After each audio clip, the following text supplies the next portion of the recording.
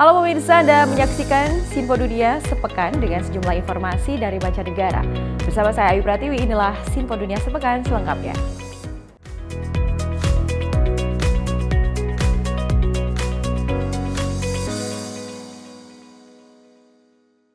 Kita ke informasi pertama pemirsa, kehadiran robot telah mengubah industri selama beberapa dekade.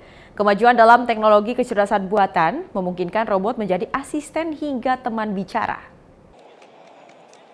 Beragam teknologi robotika yang ditujukan bagi konsumen umum meramaikan pameran elektronik konsumen akbar IFA di Berlin, Jerman pada awal September. Robot pembersih rumah misalnya, dengan teknologi kecerdasan buatan alias AI, vakum robot terbaru buatan perusahaan Tiongkok Roborock bisa menghindari berbagai rintangan di dalam rumah sambil memenuhi fungsinya untuk menyapu dan mengepel. It has the Adaptalift chassis, which means that all of the wheels can go up and down. It's like the ATV of robot vacuums. And it has a flexi-arm side brush that comes out so you can get all the corners. It also has a whopping 18,500 suction power.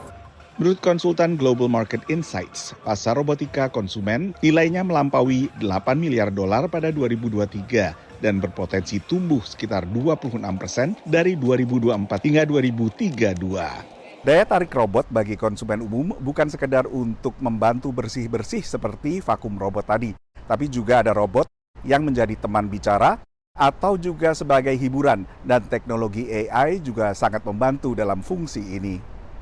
Robot Q9 buatan raksasa teknologi Korea Selatan LG misalnya bahkan diberi istilah baru bagi AI sebagai singkatan, bukan artificial intelligence melainkan affectionate intelligence, kecerdasan yang ramah. LG redefined its AI technology as the affectionate intelligence. So the core value of AI home is the caring for people. So Q9 is as the companion devices, like a home robot. We want to make it more friendly to customers. Teknologi AI generatif bisa membuat sebuah cerita dari sekedar gambar dari pengguna.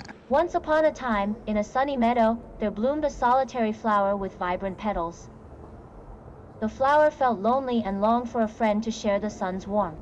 Tapi lagi, Q9 dirancang untuk menjadi pusat nadi rumah pintar buatan LG, bernama ThinkQ-on. The use cases behind them are certainly marketable right now. Whether the mass market is ready to have little toy robots skittering about their floor, I'm not quite sure. So maybe it is more of a sign of the future. But certainly, in terms of how people are wanting to use these features, that's where we're really starting to see some foundations being laid in that regard. Seperti perangkat lain dalam sistem rumah pintar, Q9 bisa membantu meredupkan lampu begitu waktunya tidur dan beragam fungsi lainnya menjadikannya robot fungsional selain juga akrab dengan pengguna. Dari Washington DC, Nova Purwadi dan tim VOA. Pemirsa, Amerika Serikat berupaya mengubah tempat pembuangan sampah menjadi sumber biogas untuk menghasilkan listrik. Warga menyambut proyek ini karena menciptakan lapangan kerja dan mengurangi masalah kelangkaan listrik. Beberapa bulan lalu, tempat pembuangan sampah ini sangat merusak pemandangan dan mengeluarkan bau busuk di udara. Tapi kini tidak lagi. Perusahaan lokal bernama Geo Pomona Waste Management mencoba mengubah tempat ini menjadi sumber biogas dan listrik. Sejumlah warga dari kota terdekat ikut menjadi pekerja untuk membangun proyek ini. Projekti inoyi iri kundibatsira zvikuru nekuti semugari wemunyika ino yeZimbabwe ndiri kukwanisawo kuti ndiwane basa, ndiri kushanda, ndiri kukwanisawo kuchengeta mhuri yangu kuburikidza neprojekti inoyi. Proyek ini akan memanfaatkan mesin pengolah untuk mengambil sampah organik dan mengubahnya menjadi biogas yang kemudian digunakan untuk menghasilkan listrik.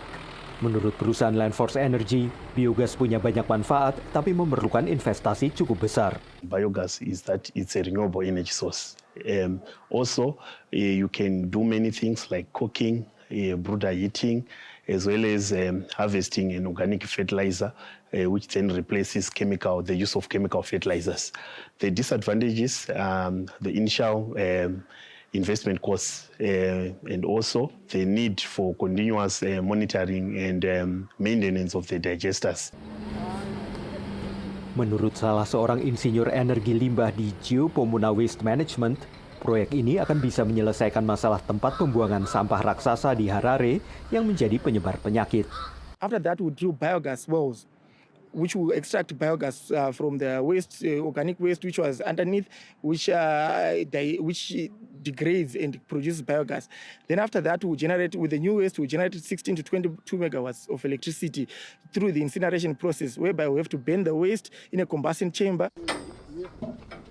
Tapi Direktur Harare Residence Trust mengatakan proyek yang didukung pemerintah ini merupakan eksploitasi yang tidak berkelanjutan terhadap para pembayar pajak di Harare.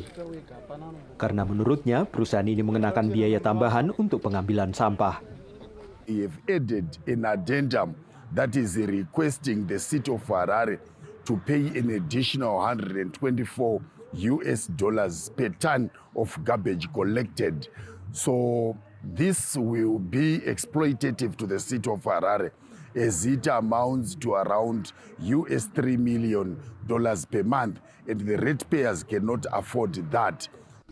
Bagaimanapun, ibu kota Zimbabwe ini tampaknya akan memiliki pembangkit listrik tenaga biogas dalam beberapa bulan mendatang. Karena sebagian warga berharap jumlah yang mendukung akan lebih besar dibanding yang menolak proyek ini. Dari Arlington, Virginia, saya Helmi Yohanes dan tim VOA. Sementara itu pemirsa, 2 inovator muda di Mozambik memanfaatkan sumber daya daur ulang untuk meningkatkan kehidupan komunitas mereka.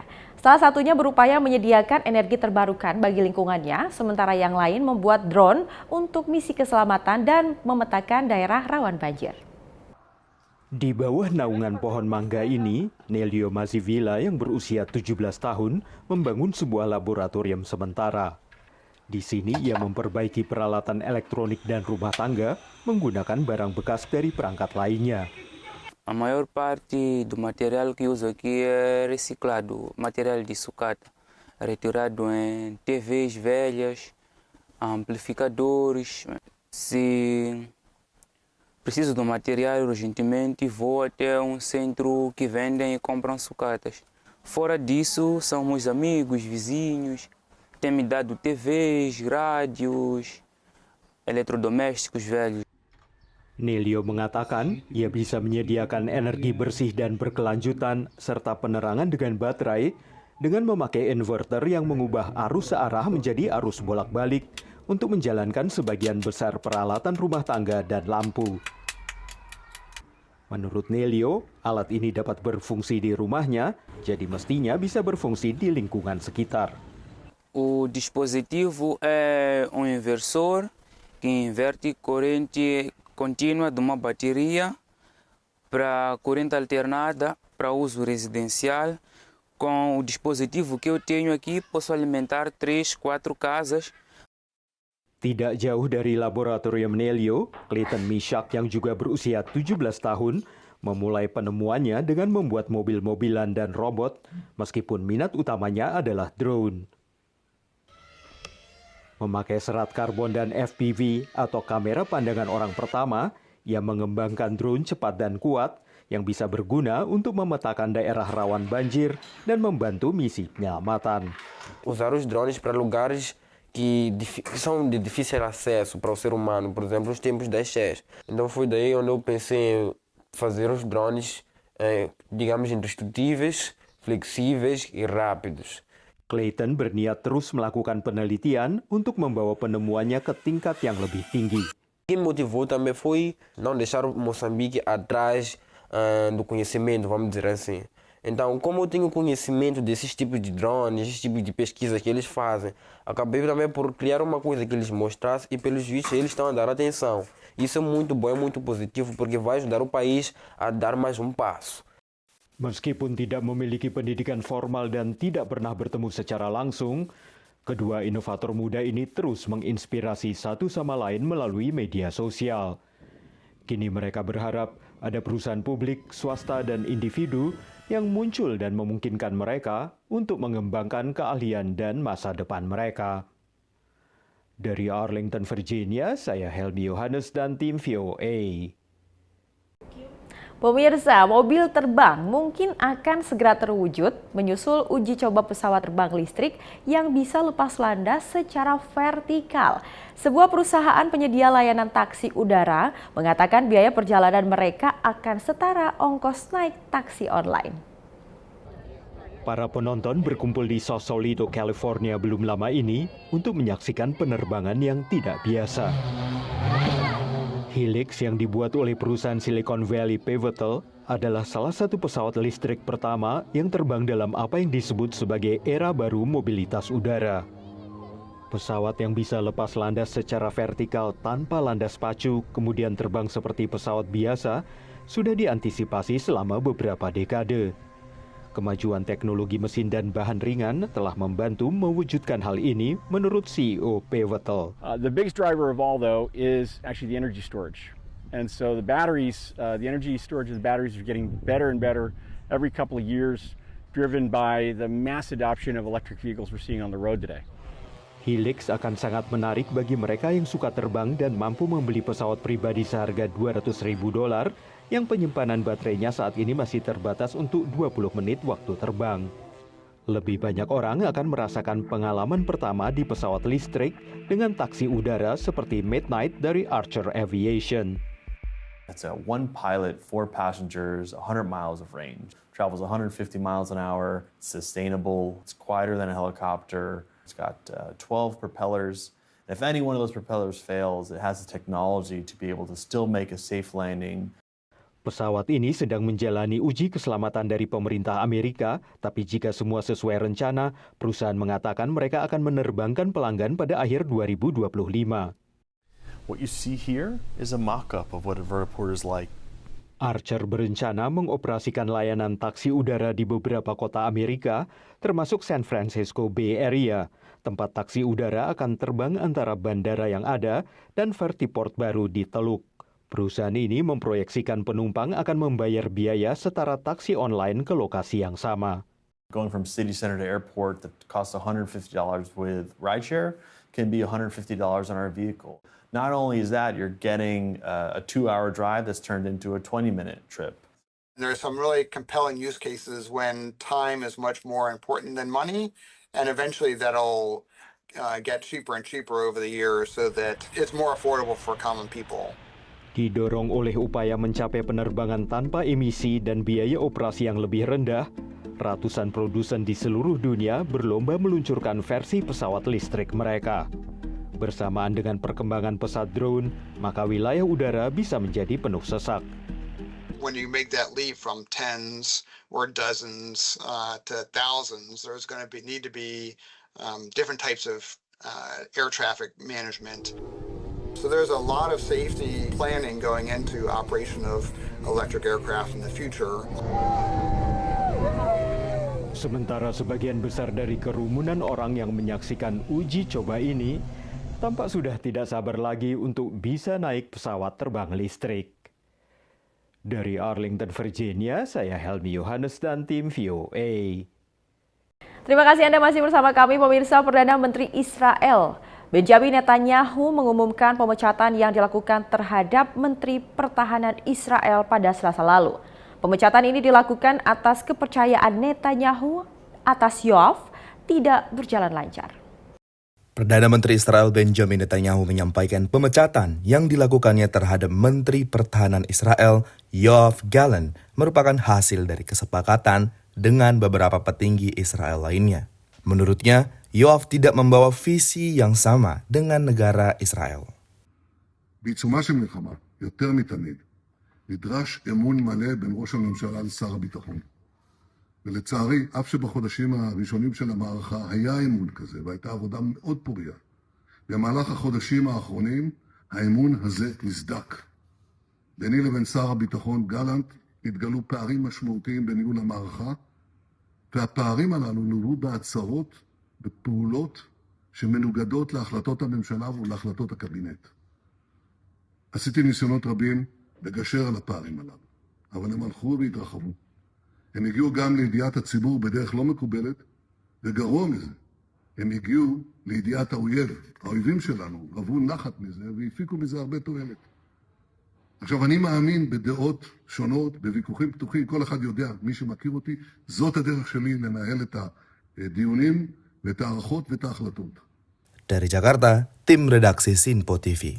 Sementara itu pemirsa, penerbangan khusus Kementerian Darurat Rusia mengevakuasi ratusan warga negara Rusia dari Lebanon menuju ke Moskow pada Selasa lalu. Evakuasi ini dilakukan untuk meminimalisir angka kematian terhadap warga Rusia yang sedang berada di kawasan konflik.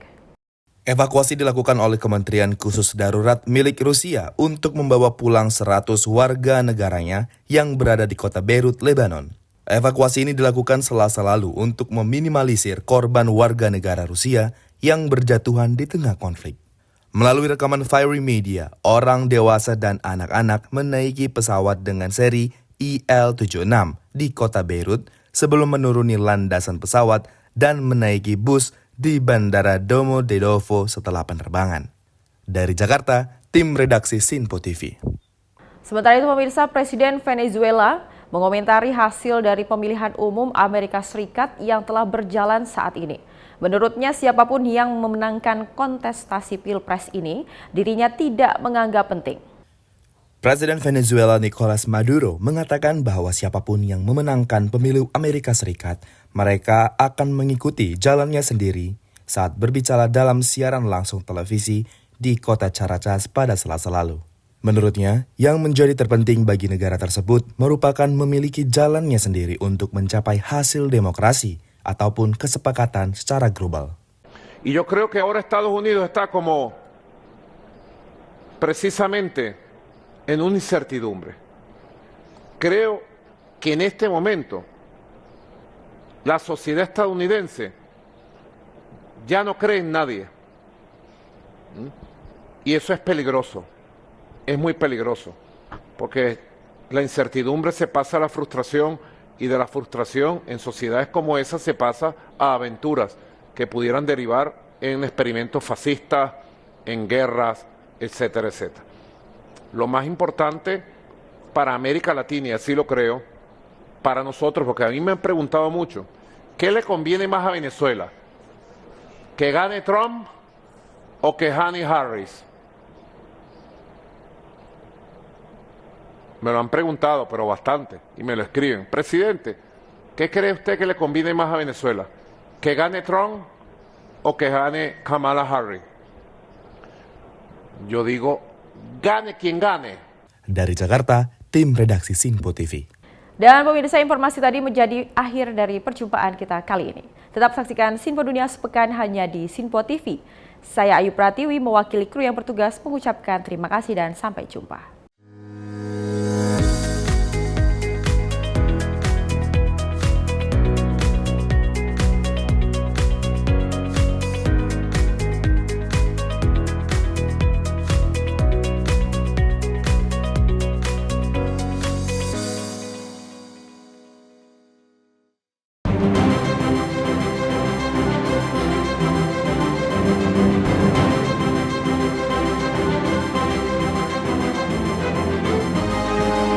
Sinpo TV, News, Sport, Entertainment.